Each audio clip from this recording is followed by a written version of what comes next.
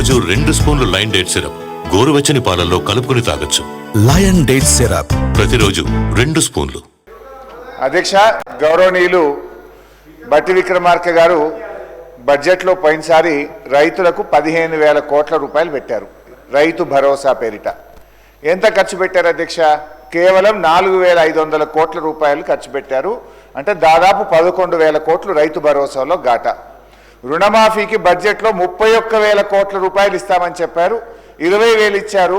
మరొక 11,000 కోట్ల రూపాయలు రుణమాఫీలో ఘాటా. ఫసల్ బీమాకు 1,300 కోట్ల రూపాయలు పెట్టామని బడ్జెట్లో చెప్పారు. ఒక్క పైసా కూడా రిలీజ్ చేయలేదు. అంటే ఒక్క రైతులకే పోయిన బడ్జెట్లో పెట్టిన డబ్బుల్లో 23,000 కోట్ల రూపాయలు కోతబెట్టి రైతుల ఉసురు పోసుకున్నారు, రైతులకు అన్యాయం చేసిండ్రు. నంబర్ 1. నంబర్ 2 అధ్యక్ష, ఇప్పుడు ఇట్లనే చూస్తే 5 ఏళ్లలో 23,000 అంటే 1,00,000 కోట్లు ఒక రైతులకే ఘాటా పెట్టారన్నట్టు మీరు. ఇక ఇండ్ల అధ్యక్ష, 3,500 ఇండ్ల చొప్పున 4,50,000 ఇండ్లు కట్టమని పోయినసారి చెప్పిండ్రు. అంటే 22,500 కోట్లు. ఒక్క రూపాయి ఖర్చు పెట్టలేదు. దీన్ని బట్టి చూస్తే ఎస్సీ, ఎస్టీ, బీసీ, మైనార్టీలకు ఈరోజు 22,500 కోట్ల రూపాయలు నష్టం చేసినారు. మైనార్టీలకు 3,000 కోట్లు పెట్టింది అధ్యక్ష. ఇచ్చింది కేవలం 1,100. మైనార్టీలకు 1,900 కోట్ల రూపాయలు కోత పెట్టిండ్రు. ఎస్సీ, ఎస్టీ సప్లైన్లో కూడా 60%కు మించి నిధులు ఖర్చు పెట్టలేదు. ఎస్సీ, ఎస్టీ, బీసీలకు కూడా అన్యాయం చేసిండ్రు. సో ఇట్లా మేము చెప్పుకుంటూ పోతే చాలా ఉన్నాయి. ఇకపోతే అధ్యక్ష, రుణమాఫీ విషయంలో గౌరవ ముఖ్యమంత్రి గారు మాట్లాడినరు, వీళ్ళు మాట్లాడినరు. మేము 20,000 కోట్ల రూపాయలు రుణమాఫీ చేశామని చెప్పారు అధ్యక్ష. సరే అధ్యక్ష, ఒక నిమిషానికి నిజమే అనుకుందాం. కానీ జరిగింది ఏంటి అధ్యక్ష? వానకాలం ఇవ్వాల్సిన రైతు బంధు 8,000 ఎగ్గొట్టిండ్రు. యాసంగిలో 8,000 ఇవ్వాల్సి ఉంటే ఇప్పటికి 3,500 ఇచ్చిండ్రు. ఇక్కడ ఒక 4,500 ఎగ్గొట్టిండ్రు. అంటే 8,4 12,000 కోట్ల రూపాయలు ఇవాళ రైతు భరోసా డబ్బులు ఎగ్గొట్టిండ్రు. గదే 12,000 కోట్లు రుణమాఫీలో కలిపిండ్రు. అంటే 20,000లో 12,000 కోట్లు తీస్తే మీరిచ్చిన రుణమాఫీ కేవలం 8,000 కోట్లు మాత్రమే. 8,000 కోట్లు మాత్రమే. చెప్పింది 31,000, చేసింది 8,000 కోట్ల అధ్యక్ష. ఇకపోతే ఒక్క విషయంలో నేను గౌరవనీయులు బట్టి విక్రమార్కకి నా హృదయపూర్వక కృతజ్ఞతలు కూడా చెప్పాలనుకుంటున్నా. మరి అది పొరపాటున చెప్పిండ్రో గ్రహపాటున చెప్పిండ్రో కానీ ఈరోజు ఇప్పుడు తన స్పీచ్లో 7 గంటల 44 నిమిషాలకు మొత్తం 16 నెలల కాంగ్రెస్ ప్రభుత్వ హయాంలో ఇంట్రెస్ట్ అండ్ రీపేమెంట్స్ మొత్తం అప్పులు కట్టడానికి 88,564 కోట్ల రూపాయలు ఈ 16 నెలల్లో ఖర్చు పెట్టామని చెప్పారు ఎట్ 7:44 PM. గౌరవ ముఖ్యమంత్రి గారు ఈరోజు 3 గంటల 58 నిమిషాలకు ఇదే అసెంబ్లీలో ఏం చెప్పిండంటే, మేము 1,53,359 కోట్లు అప్పులు మిత్తుల కింద చెల్లించామని ముఖ్యమంత్రి గారు చెప్పింది. అంటే 4 గంటల్లోనే ఎంత మారిపోయిందో చూడండి అధ్యక్ష. అయితే ఇక్కడ బట్టి గారు చెప్పింది నిజం, ఎందుకంటే వారు ఫైనాన్స్ మినిస్టర్గా చెప్పిండ్రు. ముఖ్యమంత్రి గారు కొంచెం ఏదైనా బురిడి కొట్టించి మేము 1,58,000 కోట్ల అప్పు తెచ్చినాం, ఇలా 1,53,000 అప్పులకే కట్టినామని కార్పొరేషన్లో లేని అప్పులు. ఇలా అప్పు అంటే అధ్యక్ష రాష్ట్ర ప్రభుత్వ ఖజానా నుంచి కన్సాలిడేటెడ్ ఫండ్ నుంచి ఏదైతే మనం కడతామో అది మాత్రమే రాష్ట్ర ప్రభుత్వ అప్పు.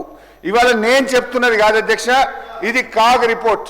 ఇది ఇవాళ మీరు అసెంబ్లీలో పెట్టిన కాగ్ రిపోర్ట్ పేజ్ నంబర్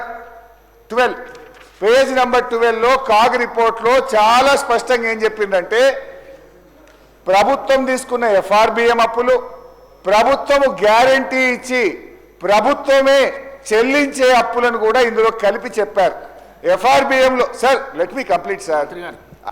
అధ్యక్ష ఒకటే విషయం అధ్యక్ష, హరీష్ గారు మాట్లాడుతూ FRBMలో అంటే ఆ నిబంధన కింద తీసుకునే మాత్ర ప్రభుత్వాల అప్పులు మిగతా కావు అంటున్నారు. అయితే అంటే ఇది అంటే గతంలో చెప్పిండ్రు, మీరు చెప్పిండ్రు, కేటారు, మళ్ళీ ఇప్పుడు చెప్తా ఉన్నారు. అంటే మీరు ఇరిగేషన్ ప్రాజెక్టుకు తీసుకున్నటువంటి అప్పు, అట్లాగే మిషన్ భగీరథ తీసుకున్న అప్పు, ఆ అప్పు ఎవరు కడతారు అధ్యక్ష? అంటే రైతుల నుంచి వసూలు చేసి కడతారా? మంచినీళ్ళు తాగినటువంటి ప్రజల నుంచి వసూలు చేసి కడతారా? అది అప్పు కాదా? అంటే వాస్తవాలు మాట్లాడాలా, నిజాయితీగా మాట్లాడాలా? ఇవన్నీ కూడా అప్పులే కదా. ఈ పక్కకు పెట్టి కార్పొరేషన్ ద్వారా తీసుకునేవన్నీ కూడా మా అప్పులు కాదు, గవర్నమెంట్ అప్పులు కాదు అంటే ఎవరు కడతారు? మరి చెప్పండి, మీరే చెప్పండి. I finish in 2 minutes. Sir thank you బట్టి గారు. మొత్తానికైతే ముఖ్యమంత్రి గారు చెప్పింది తప్పు. 88,564 కోట్లు మాత్రమే రాష్ట్ర ప్రభుత్వ ఖజానా. Sir let me finish in 2 minutes అని స్పష్టంగా చెప్పింది అధ్యక్ష. అయితే మా గౌరవనీయులు జూపల్లి గారు కూడా లేచి ఒక డౌట్ అడిగింది. మిషన్ భగీరథ అప్పులు, కాళేశ్వరం కార్పొరేషన్ అప్పులు, మొత్తం అన్ని రకాల కార్పొరేషన్ అప్పులు కలిపి నేను మాట్లాడుతున్నా. ఏవైతే రాష్ట్ర ప్రభుత్వమే చెల్లిస్తుందో, రాష్ట్ర ప్రభుత్వ ఖజానా నుంచి చెల్లిస్తున్నామో అవన్నీ కాగ్ రిపోర్ట్ ప్రకారం 1. 2 బట్టి గారు మొన్న బడ్జెట్లో పెట్టినప్పుడు తన బుక్లో ఫామ్ D5 ప్రకారంగా కూడా చెప్తున్నా నేను. సో కాగ్ రిపోర్ట్ ప్రకారంగా బీఆర్ఎస్ ప్రభుత్వ హయాంలో జరిగిన అప్పు వారు కాగులో ఏం చెప్పారు, మొత్తం 5,17,000 కోట్లని కాగ్ రిపోర్ట్ చెప్పింది. ఈ 5,17,000 కోట్లలో అప్పటికే రాష్ట్రం ఏర్పడక ముందున్న అప్పు, ప్రభుత్వ రంగ సంస్థల అప్పు మొత్తం తీసేస్తే కాగ్ రిపోర్ట్ ప్రకారంగా 10 ఏళ్ల బీఆర్ఎస్ హయాంలో జరిగిన అప్పు కేవలం 4,18,284 కోట్లు మాత్రమే. ఈ 4,18,284 కోట్లలో ఎఫ్ఆర్బిఎం అప్పు ఉంది, కాళేశ్వరం ఉంది, మిషన్ భగీరథ ఉంది, అన్ని కలిపి 4,18,284 కోట్లు. పోని మొన్న బట్టి గారు ఫామ్ D5 పెట్టినారు. దాంట్లో రిస్క్ వెయిటెడ్ మేనేజ్మెంట్ అని కార్పొరేషనే చెల్లించుకునే అప్పుల్లో కూడా మనకు రిస్క్ ఉంటుంది 5% అంటే అదొక 5,000 కోట్లు కలిసింది.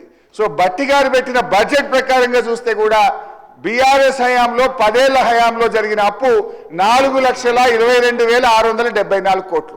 అంటే ఏ రకంగా చూసినా మాది సంవత్సరానికి అప్పు 41,000 నుంచి 42,000 కోట్లు. కానీ ముఖ్యమంత్రి గారే సభలో చెప్పారు, మేము 1,58,000 కోట్ల అప్పు చేసినామని స్వయంగా ముఖ్యమంత్రి గారే చెప్పారు.